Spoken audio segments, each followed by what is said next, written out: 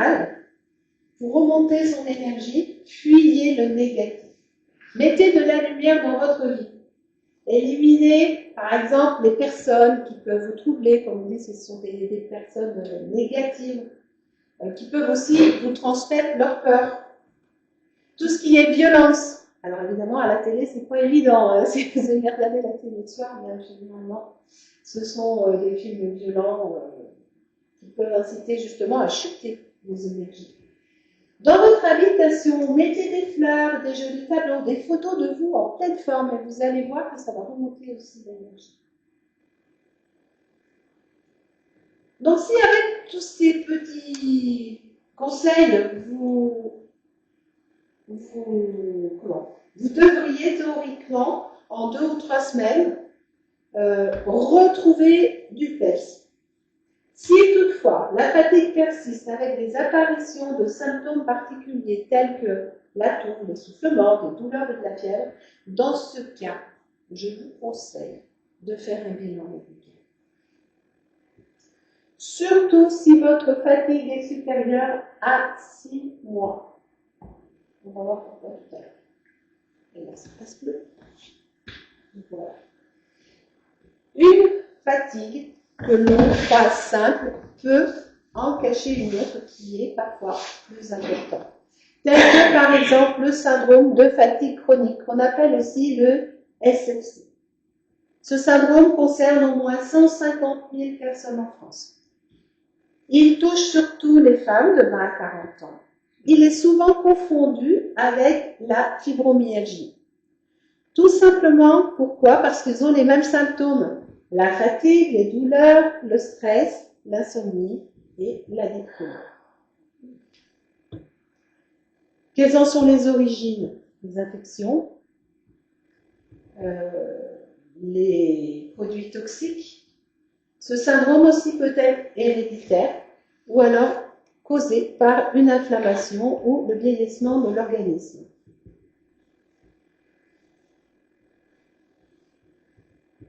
L'effort aussi intense, si vous en demandez trop à votre corps, il peut bien sûr provoquer de la fatigue, ce syndrome de fatigue chronique, qui peut aussi provenir du système nerveux, avec une baisse de la circulation sanguine du cerveau, une baisse de l'hormone de croissance et un dysfonctionnement de l'axe hypothalamus, hypophyse et des glandes surrénales, qui vont engendrer une mauvaise gestion du stress. Et la mauvaise gestion du stress va engendrer en elle-même la fatigue. Mais ce syndrome peut être aussi d'une source centrale avec un surmenage ou alors le burn-out.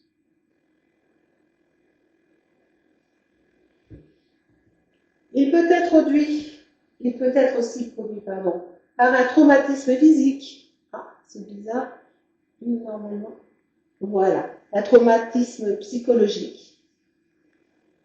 Ou alors, par un traitement médical qui est mal assimilé ou une infection qui n'est pas soignée ou mal soignée. Le syndrome peut être aussi provoqué par une maladie auto-immune, telle que le diabète ou alors la fibromyalgie, comme on l'a vu tout à l'heure. Les personnes qui sont atteintes de syndrome de fatigue chronique sont des personnes très consciencieuses. Elles vont être perfectionnistes. Elles vont aussi avoir tendance à la dépression et à l'obsessionnel. Et c'est cela qui va les rendre difficiles à supporter d'autres comportements, donc à avoir des difficultés à s'insérer dans un groupe ou en société. Donc des difficultés parfois au niveau professionnel pour supporter les collègues. Alors, si vous avez une fatigue assez conséquente, que vous posez la question de savoir s'il s'agit d'un syndrome de fatigue chronique, demandez-vous et regardez si votre fatigue n'est pas améliorée avec le repos.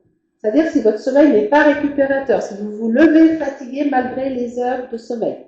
Si votre fatigue est aggravée par l'exercice physique, et si vous avez dû réduire vos activités de plus de 50% à cause de cette fatigue. Alors, le diagnostic, bien sûr, vous allez aller voir votre médecin, puisque la fatigue est supérieure à 6 mois, et le diagnostic va être porté si vous avez en plus des 6 mois de fatigue, 4 de ces points qui vont suivre. Donc, des troubles de mémoire ou de concentration, des maux de gorge, des ganglions douloureux, ou alors des maux de tête inhabituels. Ou alors, si vous avez en plus des 6 mois de fatigue, des douleurs articulaires ou musculaires, un épuisement après l'effort, de la fièvre, ou alors des sueurs nocturnes.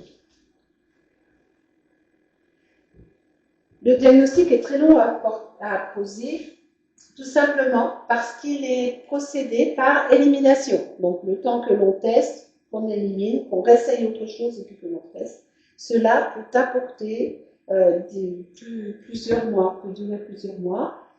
L'évolution de ce syndrome est très longue également. Il peut se poser des fois il faut 2 ans.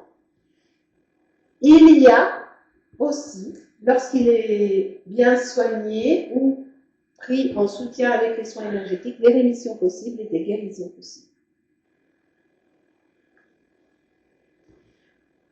En règle générale, les traitements conventionnels vont traiter ce syndrome avec principalement des antalgiques ou des antidépresseurs. Mais il faut aussi bouger lorsque l'on est fatigué. Alors bien sûr, si on est fatigué, on ne va pas aller courir le marathon. Mais tout simplement, vous pouvez vous entraîner à faire quelques assouplissements et surtout aussi tester la relaxation avec, par exemple, la respiration ventrale et la cohérence cardiaque. Alors ça, c'était pour le syndrome de fatigue chronique. On va maintenant voir 2 autres fatigues qui sont bien souvent confondues l'une et l'autre. La dépression et le burn-out. Alors, quelle est la différence? 30% des personnes actives souffrent du stress qui peut entraîner un burn-out.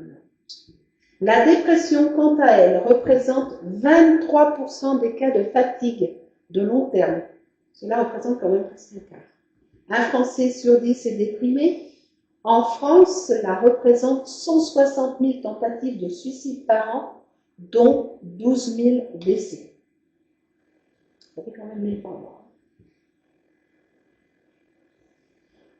Alors, on confond souvent burn-out et dépression, tout simplement parce que burn-out, c'est un mot anglais, donc ça fait bien de parler anglais. Donc, sans savoir, on va dire elle a un burn-out, oui, mais c'est quoi exactement? Le burn-out, en fait, c'est un trouble psychique qui est lié à une exposition prolongée à un stress. Donc, il est provoqué par une surcharge d'activité, un surmenage qui peut être physique ou intellectuel. L'activité devient une vraie obsession pour la personne qui est en burn-out. Elle ne peut penser qu'à ça. Lorsque le surmenage est dû à une activité professionnelle, dans ce cas, le burn-out peut être aussi appelé l'épuisement professionnel. La dépression, quant à elle est totalement différente. Vous allez voir, elle est appelée aussi le mal obscur.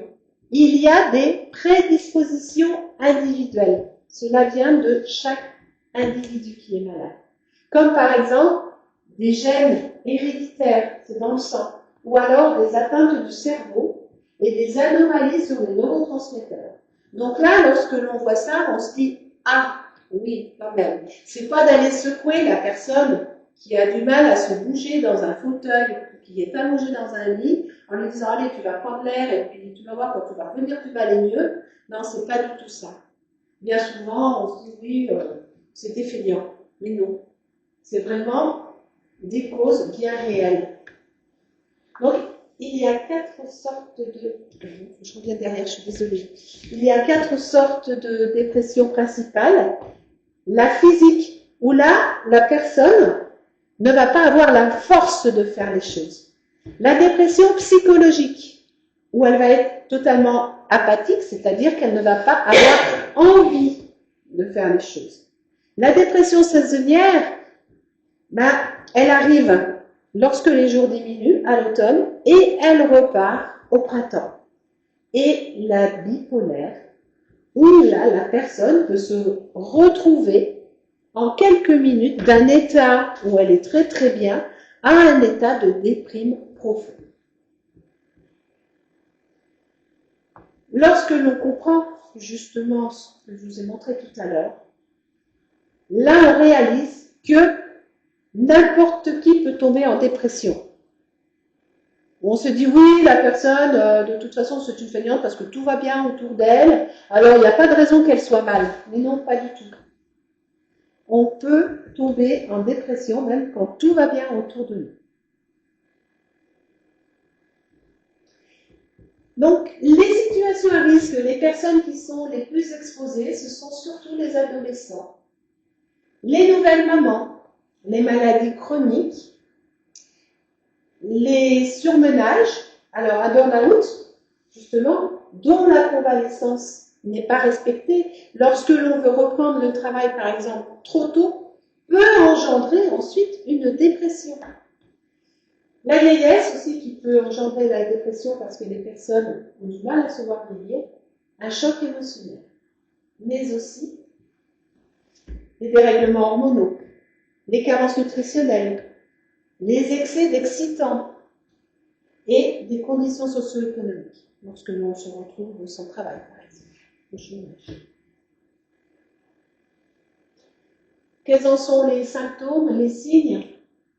La personne qui est dépressive va avoir des émotions négatives, elle va être incapable de positiver et surtout, elle va avoir des difficultés à se projeter dans le futur. Si, en sortant d'ici, vous allez voir une personne et vous dites « Tu fais quoi à Noël ?» Elle va vous répondre « Je ne sais pas du tout » et elle ne va pas savoir.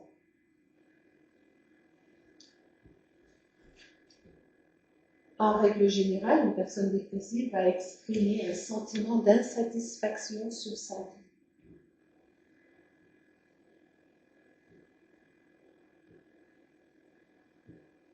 Elle va être aussi ralentie sur le plan physique et psychique, avec bien sûr une fatigue intellectuelle. Elle va perdre de l'élan vital. Elle va se retirer petit à petit de la société. Elle ne va plus avoir envie de communiquer. Elle va perdre le goût des plaisirs, des choses qu'elle aimait faire. Elle va prendre peur de tout. Et ainsi, elle va acquérir des addictions. La dépression peut engendrer des troubles du sommeil, des troubles digestifs et aussi des douleurs physiques à n'importe quel niveau du corps. Alors, le diagnostic, lorsque vous allez voir le médecin, il va se baser sur un questionnaire pour obtenir des scores. Selon le score, il va admettre que c'est une dépression, mais il va aussi tenir compte de 3 points importants. Votre état de fatigue, votre état d'anxiété, et il va regarder aussi comment est votre sommeil.